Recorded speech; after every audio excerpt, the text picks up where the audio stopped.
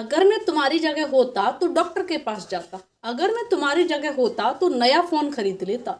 अगर मैं तुम्हारी जगह होता तो ज़्यादा मेहनत करता। अगर मैं तुम्हारी जगह होता तो समय बर्बाद नहीं करता। तो फ्रेंड्स, ऐसे सेंटेंसेस हम अपनी डे टू डे कॉन्वर्सेशन में ज़रूर यूज करते हैं। ऐसे सेंटेंसेस को किस तरीके से फॉर्म किया जाता है, आज के वीडियो लेसन में हम यही सीखने वाले हैं। So friends, without any further delay, let's get started. So friends, you can see मैंने यहाँ पे कुछ सेंटेंसेस ऑलरेडी लिख रखे हैं। अगर मैं तुम्हारी जगह होता तो मैं उससे बात करता। तो फ्रेंड्स, यहाँ एक सेंटेंसेस में आप देख सकते हैं दो सेंटेंसेस हैं, यानी दो क्लॉज हैं।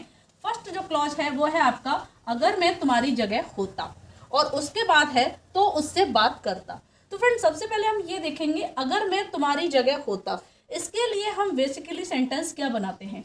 इसके लिए सेंटेंस होता है इफ आई वर यू।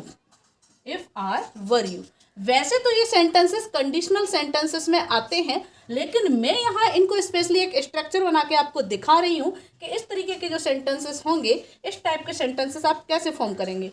ये कंडीशनल सेंटेंसेस होते हैं। कंडीशनल सेंटेंसेस कई टाइप के होते हैं, बट अभी हम यहाँ पर केवल ऐसे सेंटेंसेस को सीखेंगे जहाँ ऐसे सेंटेंसेस होते हैं अगर मैं तुम्हारी जगह होता तो ये करता और वो करता।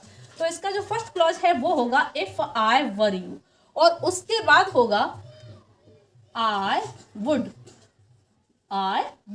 और इसके साथ होगा V1, यानी जो सेकंड क्लॉज है उसके लिए ये होगा I would प्लस V1 यानी कि वर्ब की फर्स्ट फॉर्म, बेस फॉर्म का यूज किया जाएगा। तो जहां भी आपको इस तरीके से दिखेगा अगर मैं तुम्हारी जगह होता, तो आप वहां यूज करेंगे इफ आई वर यू। अगर सब्जेक्ट चेंज होता है तो आप वहां सब्जेक्ट चेंज करके कि अगर वो तुम्हारी जगह होती तो आप क्या कर देंगे इफ शी वर यू। यहाँ पर ये जो वर्ब है, यानी जो हेल्पिंग वर्ब है, वर्ब ये चेंज नहीं होती है। कंडीशनल सेंटेंस में ये वर्ब का वर्ब ही रहेगा, आप सब्जेक्ट चाहे कुछ भी लगा दें। इफ शी वर यू, अगर वो तुम्हारी जगह होती। इफ ही वर यू, अगर वो तुम्हारी जगह होता। इस तरीके से इफ वी वर यू, अगर हम तुम्हारी जगह होते। तो यहाँ पर मैंने सब्जेक्ट मैं लिया है, तो मैं यहाँ पर आई का यूज करने वाली हूँ। इसी तरीके से जो दूसरा क्लॉज है यहाँ पर भी यहाँ पर मैंने आई लिया है। आप दूसरा सब्जेक्ट भी यूज कर सकते हैं, ही, सी, दे, वी, जो भी आप यूज करना चाहें। तो सेंटेंस देखते हैं अगर मैं तुम्हारी जगह होता। इसके लिए तो हम ये यूज कर ही लेंगे इफ आई वर यू। अगर मैं तुम्हारी जगह होता तो उससे बात करता। आई वुड, बात करने के लिए टॉक का यूज करते हैं। आई वुड टॉक टू, अगर लड़की है तो हर और लड़का है तो हिम, तो talk to him. If I were you I would talk to him. इन सेंटेंसेस को इस तरीके से बनाया जाता है। इन सच अ वे हम इस सेंटेंस को बनाएंगे अगर मैं तुम्हारी जगह होता तो समय बर्बाद नहीं करता। सेंटेंस क्या होगा? इफ आई वर यू, मैं समय बर्बाद नहीं करता।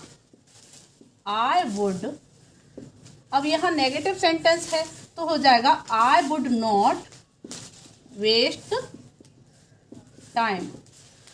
आई would not waste time. If I were you I would not waste time. Next sentence देख लेते हैं अगर मैं तुम्हारी जगह होता तो उसकी मदद करता। Sentence would be if I were you I would help him. If I were you, I would help him. इस तरीके से ये सेंटेंस फॉर्म किया जाएगा।